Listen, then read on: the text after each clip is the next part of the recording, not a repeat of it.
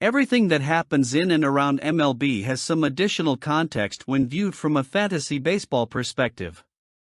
From lineup changes to minor league call-ups to injuries and so much more, the news cycle will constantly affect player values in fantasy baseball. Our Fantasy Baseball Buzz file, with contributions from our ESPN fantasy writers, aims to provide fantasy managers with the intel they need as news breaks around MLB. June 12th, what you need to know for Thursday. Todd Zola, Thursday features more early action with a pair of 1:10 p.m. Eastern Time starts. There's one more afternoon affair followed by 5 evening contests on the abbreviated 8-game slate. The Milwaukee Brewers are promoting top pitching prospect Jacob Misiorowski to make his MLB debut tonight at home against the St. Louis Cardinals.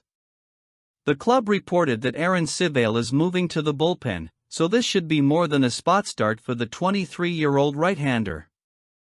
Misiorowski posted a 2.13 ERA and a 1.09 ERA for AAA Nashville, fanning 80 over 63 and 1/3 innings, albeit with 31 free passes. He frequently eclipses the century mark with his fastball, along with featuring a plus slider. For more on the young pitcher, check out Eric Carabel's fantasy spin on what to expect from Misiorowski here. Francisco Alvarez was expected to miss one more game on paternity leave before returning to the New York Mets on Friday. However, the team has activated him in time to play on Thursday as the Mets attempt to sweep the Washington Nationals at Citi Field. Luis Torrens started at catcher last night but will presumably back Alvarez up today. The recently recalled Hayden Singer was returned to AAA Syracuse. One day after the San Francisco Giants placed 3B Matt Chapman on the IL due to sprained ligaments in his right hand, C. Patrick Bailey joined him there as a result of a neck strain. The club hopes to have Chapman back by the All-Star break while there is no timeline for Bailey's return. Casey Schmidt will fill in at the hot corner with Andrew Knizner serving as the team's primary backstop. On Tuesday, the Detroit Tigers announced that rookie SP Jackson Jobe will undergo Tommy John surgery, costing him the rest of the season and most of next year. He was placed on the IL in late May after being diagnosed with a right flexor strain. However, a recent examination revealed the bad news. Sawyer Gipson-Long has been filling in for Jobe.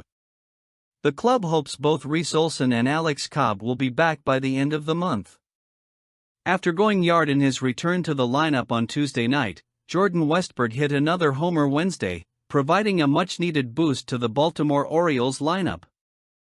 For those 2 games, Westburg went 3-for-7 with 4 RBIs. On Tuesday night, Jazz Chisholm Jr. had to leave early due to a tight neck.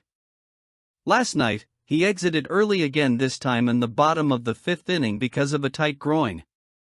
His status for tonight when the New York Yankees attempt to sweep the Kansas City Royals on the road is unclear. June 11th, what you need to know for Wednesday. Todd Zola, after a pair of slates with solely evening affairs, Wednesday's first pitch is at 12:35 p.m. Eastern Time with the Pittsburgh Pirates hosting the Miami Marlins. 7 more matinees follow with the remaining 7 tilts played under the lights. New York Yankees 3B Jazz Chisholm Jr. left last night's game in the 7th inning due to a tight neck. His status for tonight's road date with the Kansas City Royals is unclear. Since returning from missing over a month with an oblique issue, Chisholm has posted a .360/.370/1.010 line with 4 stolen bases in 27 plate appearances, spanning 7 games. Oswald Peraza would likely fill in if Chisholm is forced to miss more action. Brendan Donovan has delivered a .310/.379/.440 line for the St. Louis Cardinals, helping the club to a 36-31 record and putting them in the hunt for a wildcard berth. Last night, Donovan had to leave in the 9th inning as a result of a sore toe. His status is unclear, with Nolan Gorman the likely replacement if Donovan can't play in today's afternoon matchup at home against the Toronto Blue Jays.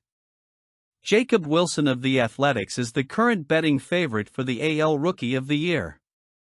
Known for rarely striking out, Wilson is hitting the ball with more authority without sacrificing contact, as evidenced by his current line of .266/.402/.520.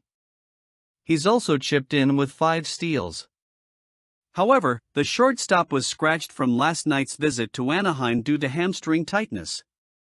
The move was deemed precautionary, and the club hopes Wilson can return this afternoon when they try to avoid getting swept by the Los Angeles Angels.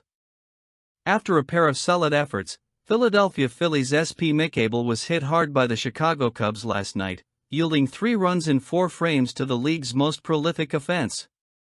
The Cubs won the game 8-4. Abel's stay in the rotation was expected to be short-lived, but before the game it was reported that Aaron Nola was diagnosed with a stress reaction in his right rib cage. He's already been on the IL due to a sprained right ankle. Nola may not be ready to return until after the All-Star break. Despite sporting the worst record in the AL, there is optimism around the Chicago White Sox, especially when it comes to pitching. Sean Burke, Davis Martin and especially Shane Smith have all shown signs of improvement, with highly regarded arms Noah Schultz and Hagen Smith developing on the farm. Last night, RHP Grant Taylor, the team's perceived future closer, debuted and did not disappoint. The 23-year-old worked a clean 7th inning to collect a hold. He didn't record any strikeouts, but he did throw 10 of 12 pitches for strikes, 6 of which measured at least 100 miles per hour. It might not be long before Taylor takes over as the closer, although he may not garner many save chances, with the team having managed just 7 saves so far in 2025.